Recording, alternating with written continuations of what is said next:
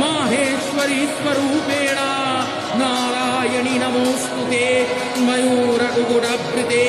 महाशक्तिधरे नघे कौमारी रूपसंस्थाने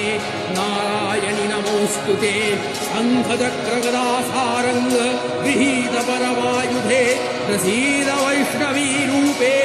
नारायणि नमोऽस्तुते गृहीतग्रमहाचक्रे दष्टोद्धृतवसुन्धरे वराहरूपिणी शिवे नारायणि नमोऽस्तुते किरीटिनी महावक्त्रे सहस्रनयनोज्ज्वले वीतप्राणहरे च